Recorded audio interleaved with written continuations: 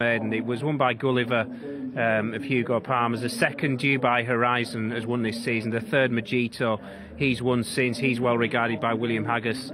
And the selection, he finished fifth, being 5 3/4 lengths, and confirmed it at Linkfield. Yeah, and Taylor's Row is £7 better with the favourite here for just a length, but that was a long time ago. Gilgamesh has really progressed since then. Steve Brown's here. Good to see you, Steve. Thanks for popping over and joining us. We'll just stay in vision here and have a chat with Steve. Steve, of course, the partner and assistant of Julie Camacho.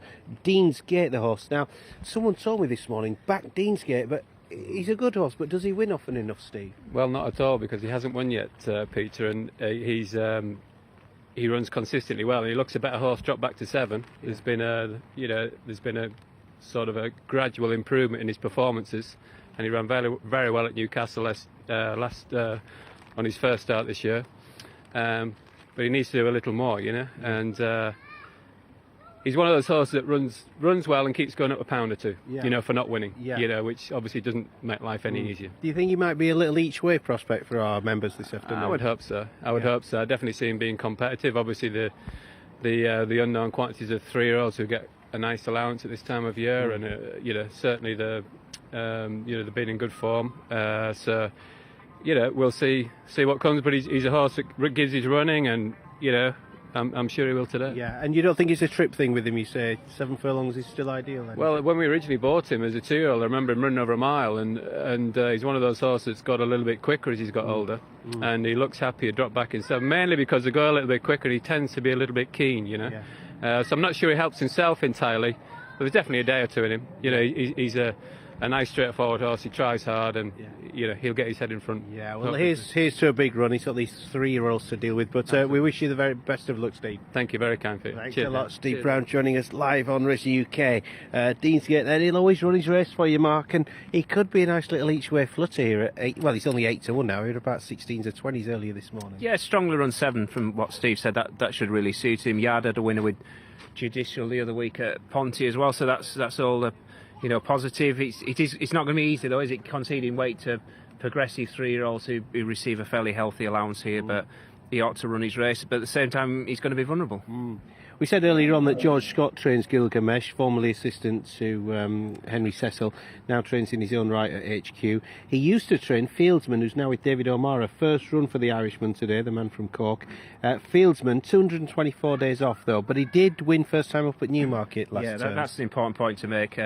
He won first time out last season, this time of the year as well. He's now with David O'Mara, who's bought for 25,000 towards the back end of last season. 7 furlongs for fast ground appears to be absolutely optimum conditions. Last time we saw him in action towards the end of September, that was over a mile, but strongly run 7 should be absolutely perfect. So he's got a big enough weight. He's got 10-4 minus Shelley Burkitt's £3, and again he's got to concede a fair lump of weight to improving 3-year-olds, but I'll be surprised if he doesn't improve for his current yard. Taylor's Row's been freshened up after 69 days off.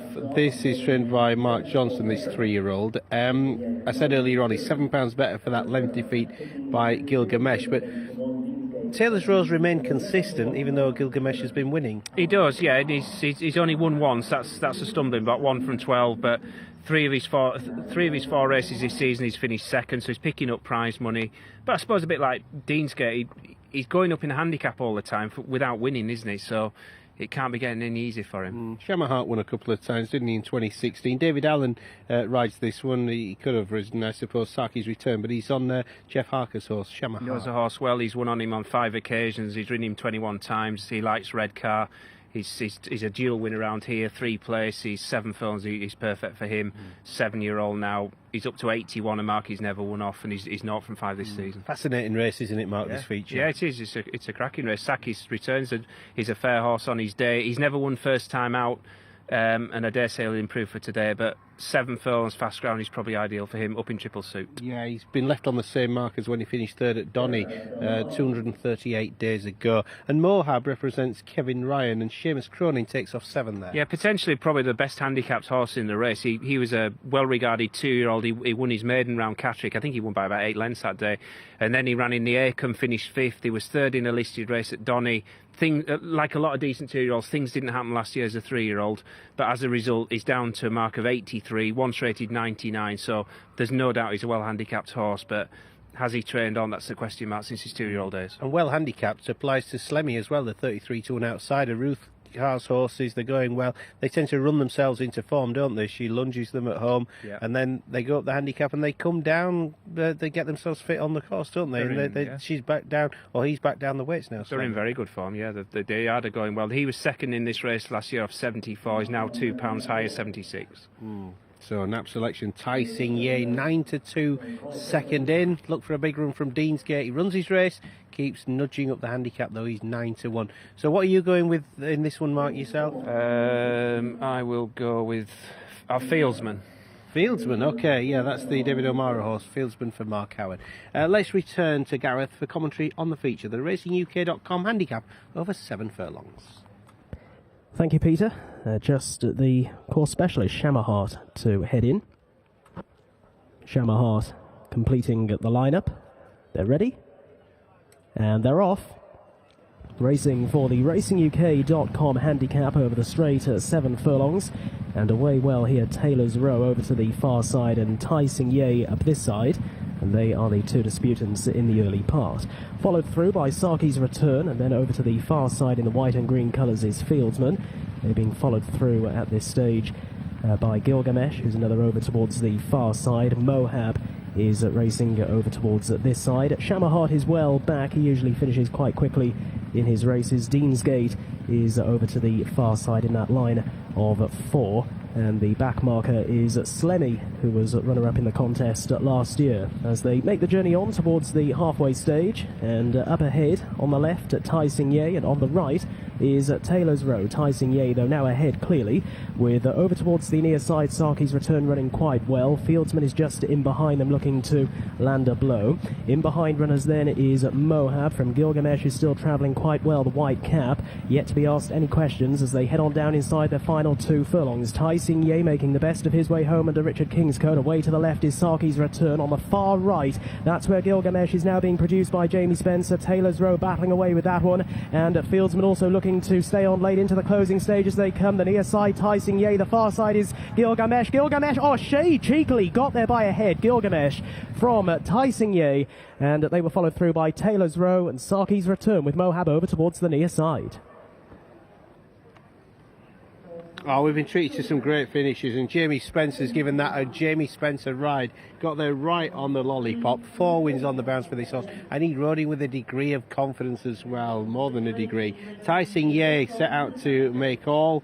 He'd been slowly away on his debut. He'd made all last time out. Richard Kingscote just missed out on the double. Gilgamesh, the 7-4 favourite, wins in the colours of the Niarchos family. Taylor's Row, didn't he run a cracker? Finishes in 3rd as well. But you just think there's even more to come from this Gilgamesh. I don't think we're near the bottom of this horse, are we yet? No, I'm pretty sure we aren't. The 3-year-olds have dominated, haven't it? Taylor's Row he was 3rd, was he, Taylor's Row? I think he was, yeah. Well, if he was, the 3-year-olds, 3 runners, have been 1st, 2nd and 3rd, so they've completely dominated the finish. The winners prevailed by a neck. In the end, Jamie Spencer had to give him a couple of taps on the far side, but once he's got there, he's almost won a bit causally in the end, hasn't he? Yeah, 3rd looks number 3, Saki's Return. My sincere apologies there.